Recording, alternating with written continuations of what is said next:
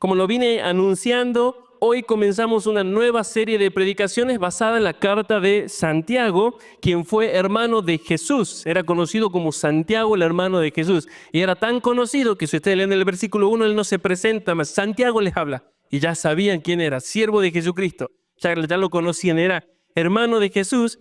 Y aunque Santiago, o también conocido como Jacobo, no creyó en Jesús durante su ministerio, el ministerio de Jesús terrenal, según Juan 7:5, sí se entregó a Jesús luego de tener un encuentro cuando resucitó Jesús. Según 1 Corintios 15:7, Pablo dice que Jesús resucitado se apareció primero a los 12, primero a Pedro, después a los 12, después a 500 hermanos a la vez, y luego como que tenía algo pendiente, dice, y se apareció a Jacobo, a su hermano, que lo había rechazado durante todo su ministerio. Jesús resucitado se aparece a Santiago, y tal fue el cambio y la consagración al Señor de Santiago, que de menospreciar a Jesús y de no creer en Jesús, pasó a llamarle, según Santiago 2:1, nuestro glorioso Señor Jesucristo. Ya no es mi hermanito, sino nuestro glorioso Señor Jesucristo. Y según el versículo 1 del capítulo 1, él se consideraba simplemente siervo de Jesús. Siervo de Jesús. Santiago, siervo de Dios y del Señor Jesucristo. Yo soy siervo de Jesús. Qué cambio, ¿no? Su vida es una ilustración real del hijo pródigo. Santiago vuelve arrepentido al Señor y le dice, no me consideres tu hermano, solo quiero ser tu siervo. Vieron que el hijo pródigo le dice, ya no soy digno de ser llamado tu hijo, trátame como uno de tus jornaleros. Ese fue el cambio de Santiago, de menospreciarlo a decir, ¿sabes qué? Quiero ser tu siervo, quiero servirte, eres el glorioso Señor Jesucristo.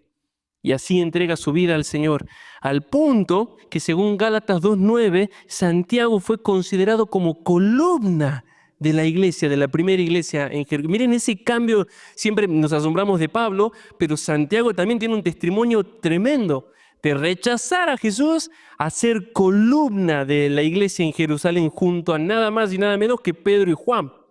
Podría haber estado Andrés, podría haber estado otro discípulo, Mateo, que estuvo con Jesús en todo su ministerio, pero Santiago es el considerado columna.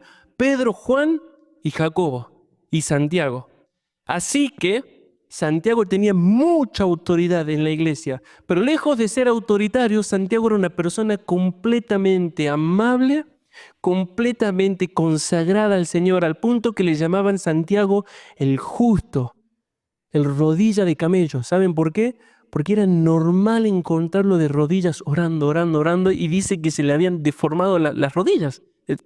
Imagínense, loco, de tanto orar. O sea, no se le habían puesto como un camello, pero callos habrá tenido para estar ahí orando. De Santiago, el que menospreciaba a Jesús, a ser Santiago el justo, columna de la iglesia, lleno de autoridad, pero lleno de amor. Si ustedes leen toda la carta de Santiago, dice, hermanos míos, hermanos míos. Hay un amor cuando él habla. Así que Santiago era un hombre, un líder en la iglesia junto a los apóstoles. Eso le daba gran autoridad, mucha autoridad, al punto que si ustedes después leen la carta de Judas, ¿sí? Que tiene un solo capítulo, Judas se presenta, yo soy Judas, hermano de Jacobo. Como diciendo, eres mi hermano, está tranquilo. Tenía mucha autoridad, al punto de que Jacobo es el que pone fin al primer concilio. Los católicos romanos dicen, Pedro, el primer papa, puso fin al concilio de Hechos 15, y nada que ver. Si ustedes leen la Biblia, Santiago se levanta al final y dice, bueno, yo juzgo esto, que no se le ponga más carga a los gentiles, que den a los pobres, que dejen esto, listo, ya está, el Espíritu Santo está de acuerdo. Tenía mucha autoridad, pero también, al ser una columna de la iglesia, indicaba que era un hombre maduro. Era un hombre sabio que había aprendido a vivir la vida cristiana. No era fácil ser cristiano en Jerusalén. Por eso Pablo casi no podría volver, casi no podía entrar a Jerusalén. Así que teniendo autoridad y sabiduría de parte de Dios, les escribe a las 12 tribus que están en la dispersión. O sea, todos los judíos cristianos que estaban dispersos por todo el imperio, y por ende nos escribe a nosotros que estamos dispersos en todo el mundo. ¿Por qué escribe esta carta a Santiago? Porque los cristianos estaban pasando muchas pruebas en su vida cristiana, diversas pruebas. Al parecer eran cristianos pobres que estaban siendo abusados y oprimidos por sus jefes y por los ricos de la sociedad. ¿Cuántos se sienten identificados por eso, ese abuso laboral? Así que no solo eran pobres, según Santiago 1.9, sino que eran explotados laboralmente y no se les pagaba, según Santiago 5 del 1 al 6. Eran maltratados por los ricos y algunos de ellos fueron llevados a la cárcel por los ricos, según Santiago 2.6. Así que estaban en diversa aflicción, en mucha aflicción. No era un simple problema económico, sino que la estaban pasando mal, aparte de otros problemas. Cuando uno no tiene ingreso económico, se le enferma un hijo, se le enferma la esposa, la comida no es saludable, hace lo que puede, la ropa se va gastando. O sea, es un montón de problemas que tenían estos cristianos ahí. Estaban bajo mucha presión, bajo mucha aflicción, diversas pruebas. Sin embargo, toda esa presión y esas pruebas habían comenzado a exponer el estado del corazón de estos hermanos. Lejos de consagrarse al Señor y de imitar a Jesús en las pruebas que estaban pasando, ellos comenzaron a quejarse contra Dios, echándole la culpa por sus reacciones pecaminosas en las pruebas que estaban pasando. Ellos estaban diciendo, Dios nos está tentando para que pequemos. Eso está en Santiago 1.13. Por eso Santiago le dice, no digan que Dios los tienta. Ellos estaban echándole la culpa a Dios por sus reacciones pecaminosas. ¿Se sienten identificados por eso? Si yo no hubiera estado en esta situación, Señor, yo hubiera sido otra cosa. Sí, muy Adán. Si no me hubieras dado la esposa, seguiríamos en la bendición. Señor, es tu culpa. Dios nos está tentando para que pequemos. En otras palabras, estaban diciendo que ellos eran las víctimas y que no era justo lo que estaban pasando.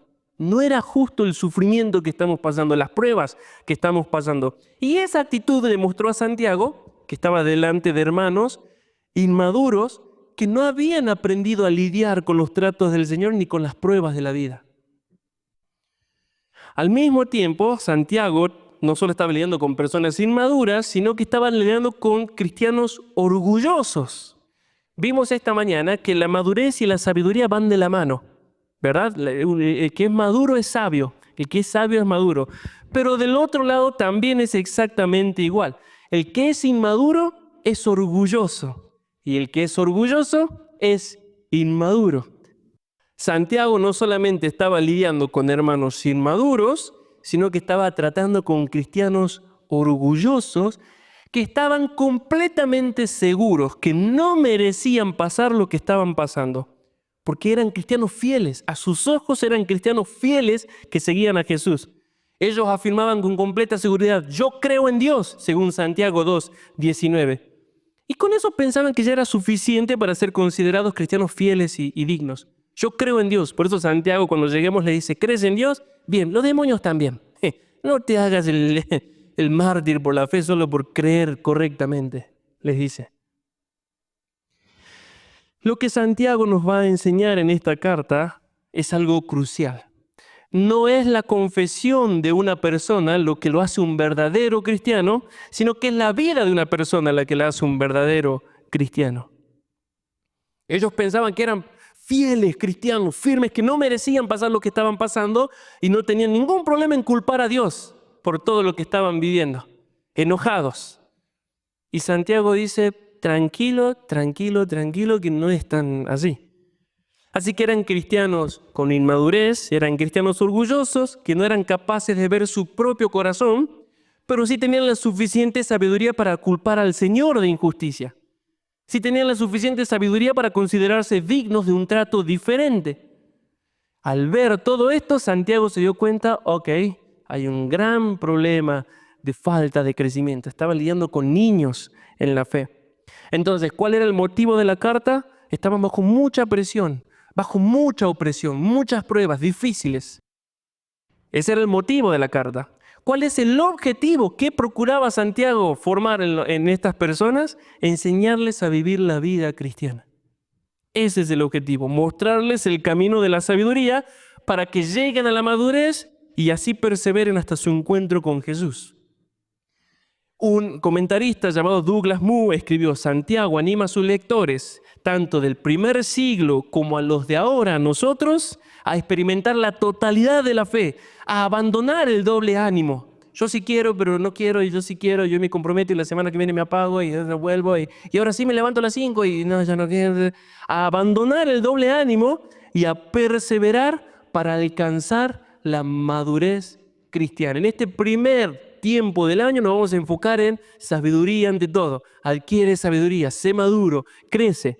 Entonces, Santiago, en lugar de decirles, ustedes tienen razón, es injusto lo que están pasando, hey, ven, es que Dios es así, ¿no? Hay que amarlo igual. Lejos de ponerse así, le dice, ustedes tienen que cambiar su perspectiva de las cosas.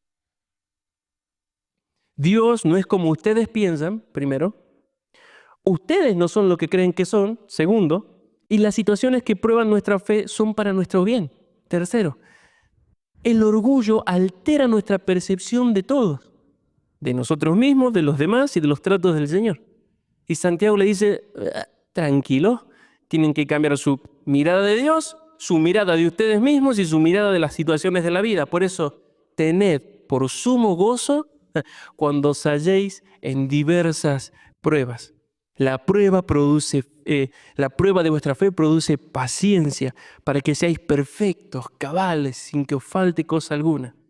¿Lo ven? Las pruebas tienen el objetivo de producir paciencia en nosotros para formar cristianos perfectos, significa maduros, cabales, sin que nos falte cosa alguna, completos.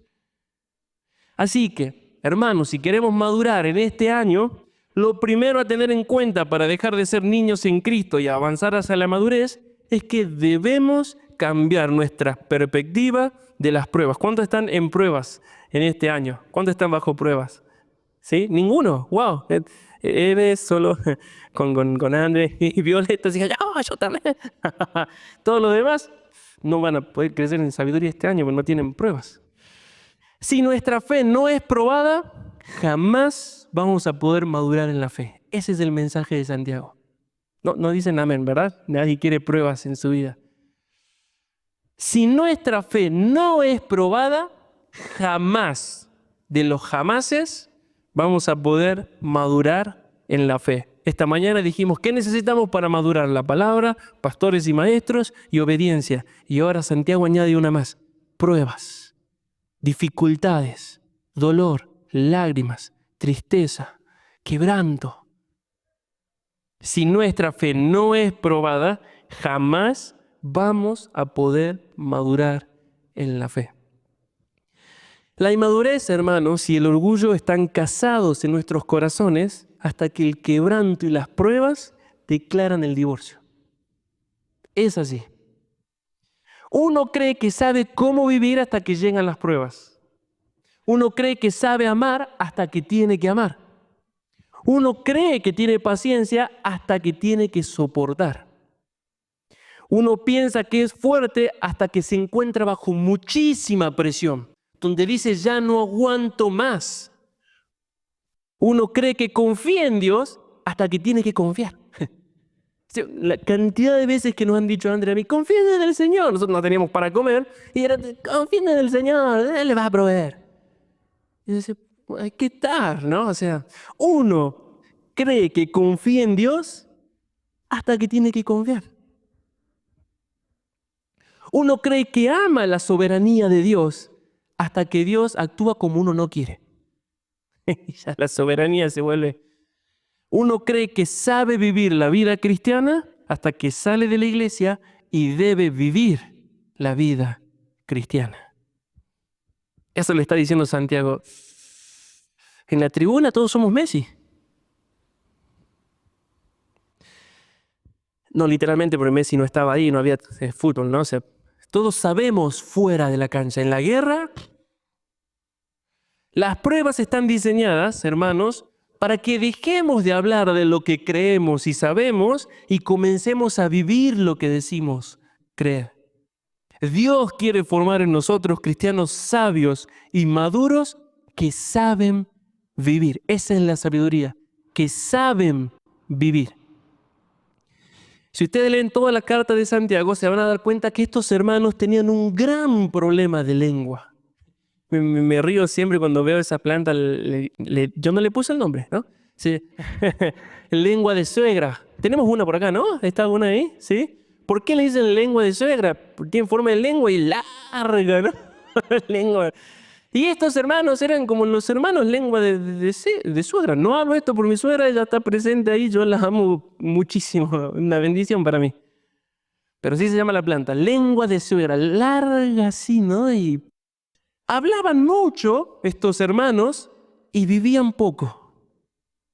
Hablaban mucho y vivían muy poquito.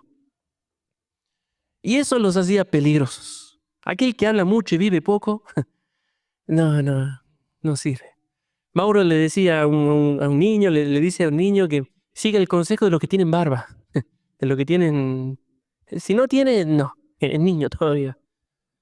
En Santiago, por ejemplo, en Santiago 5:12, juraban por el cielo y la tierra, ellos, en lugar de ser personas fieles y cumplir sus compromisos. Te lo juro. Te lo juro, por el... Ay, no juro por el Señor, entonces juro por el cielo. Sé fiel, cumplí con tu compromiso, punto. Si dijiste el viernes, no tenés que andar haciendo nada, ¿no? Hablaban mucho, vivían poco. En Santiago 5:9 se estaban quejando unos con otros. Santiago le dice, el Señor ya está a la puerta. ¿Así los va a encontrar, quejándose unos de otros? Estoy bajando de Santiago porque en todos los capítulos habla sobre la lengua. En Santiago 4, del 11 al 12, murmuraban y se juzgaban unos a otros. En el mismo capítulo, del 13 al 17, se jactaba de sus planes. Y no les importaba la voluntad del Señor. Mañana voy a hacer esto, mañana voy a hacer lo otro, mañana voy a hacer esto. Mi vida. El Señor está conmigo, Él proveerá, todo lo puedo. Una jactancia tremenda. En Santiago 3 se dedica 12 versículos a hablar sobre lo perverso que es la lengua. No sé si tienen el subtítulo ahí que dice la lengua, ¿no? O sea, la lengua. Y comienza a hablar Santiago, es una cosa inflamada por el infierno, es una cosa que es la lengua, ¿sí? Muchos de ellos, en el versículo 1 del capítulo 3, se hacían maestros con esa lengua. Por eso dice en el versículo 9 que con la misma lengua que decían del Señor, maldecían a los hombres. Hermanos, ¿qué les pasa? ¿Una misma fuente puede echar agua dulce o salada? No, ¿y qué les pasa a ustedes? Les dice Santiago. ¿Se creen maestros y no saben refrenar la lengua? Los maestros recibirán mayor condenación, le dice. No saben vivir.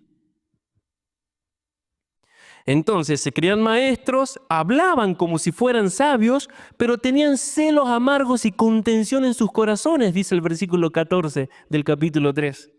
Se creían maestros de la vida cristiana y no se daban cuenta de que su sabiduría era terrenal, animal y diabólica, dice el versículo 15. Vaya, como Juan, amados hermanos, son mentirosos carnales y no viven así.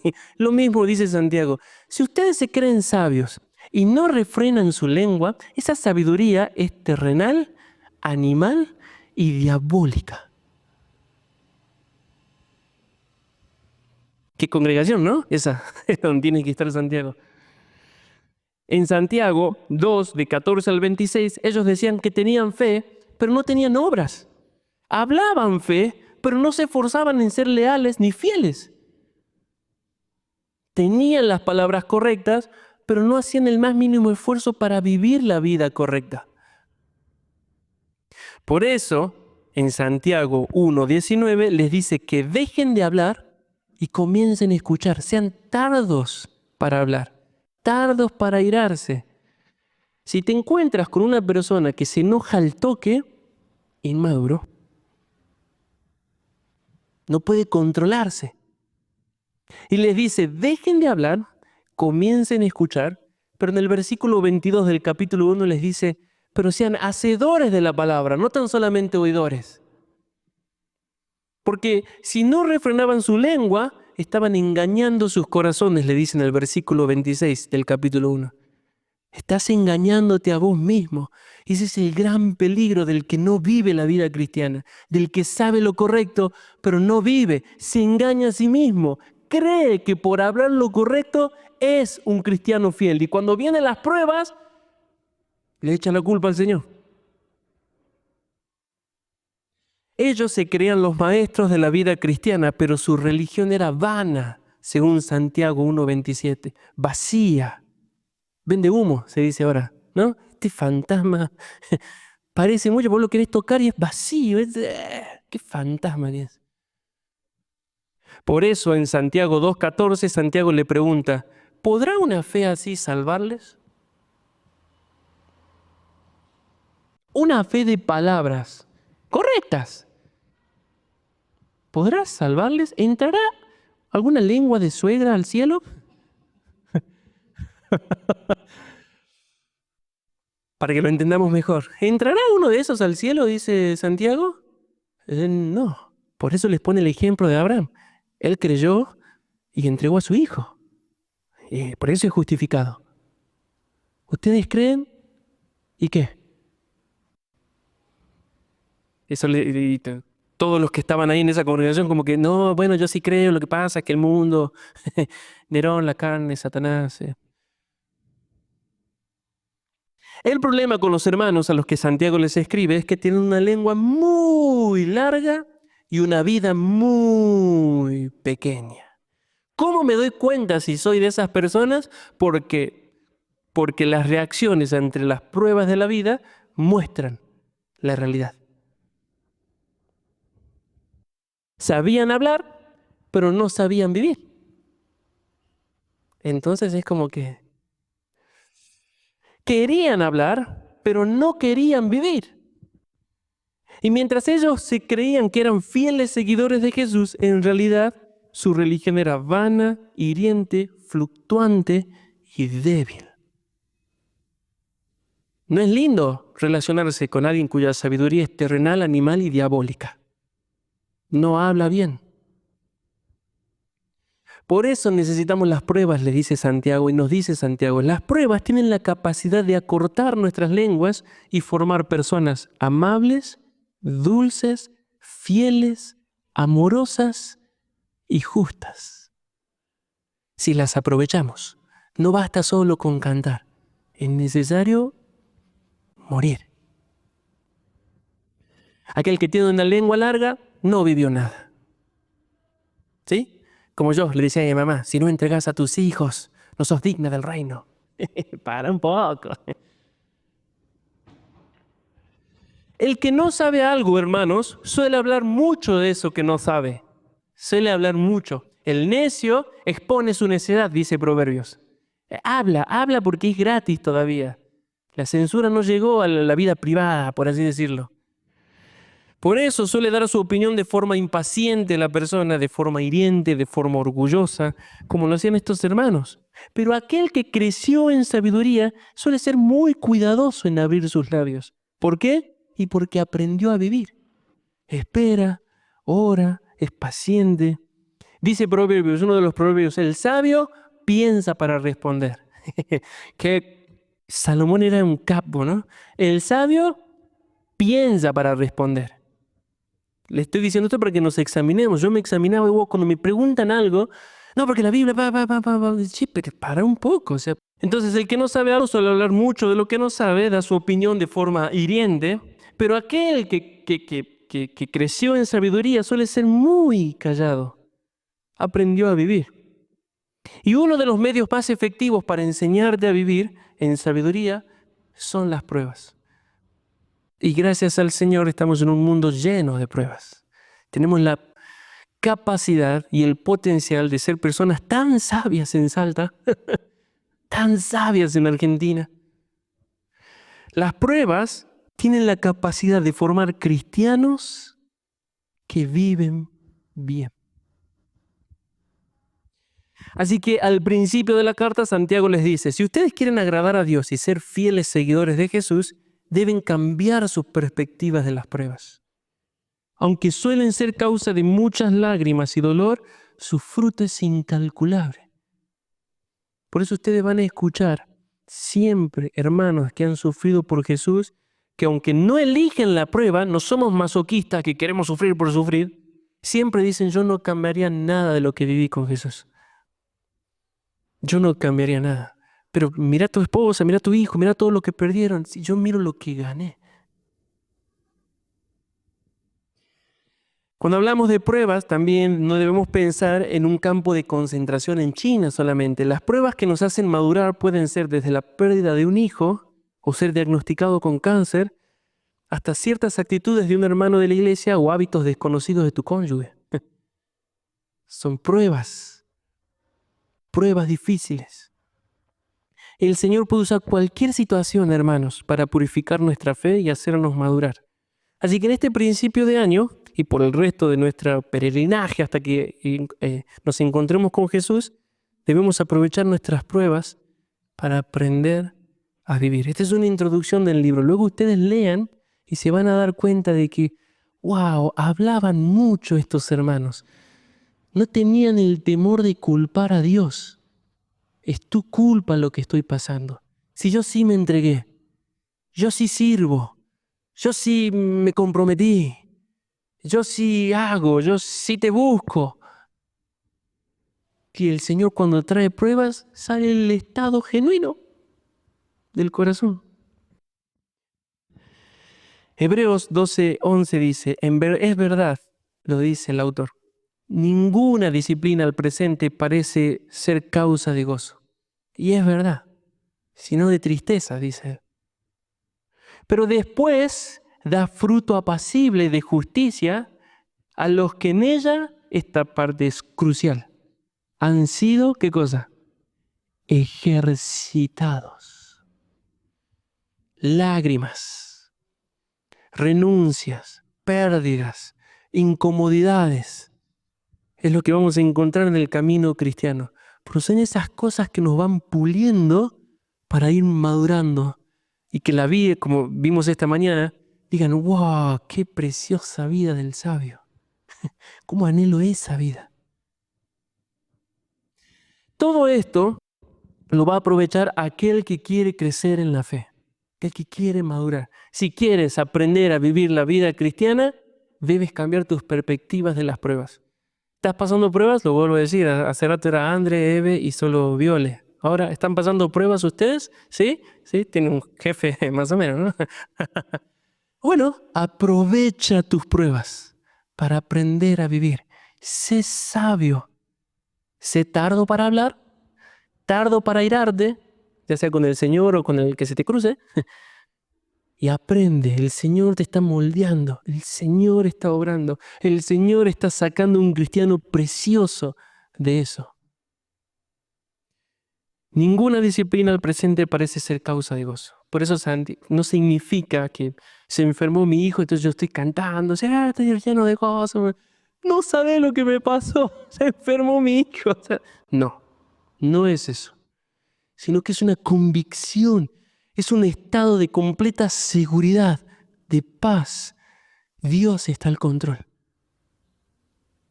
Y va puliendo, y va puliendo, y va puliendo.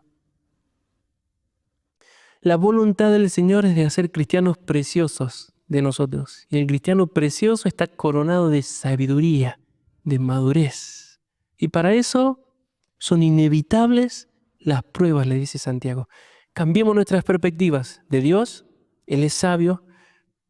Cambiemos nuestras perspectivas de nosotros mismos, nosotros no somos sabios. Cambiemos nuestras perspectivas de las pruebas. Son para nuestro bien.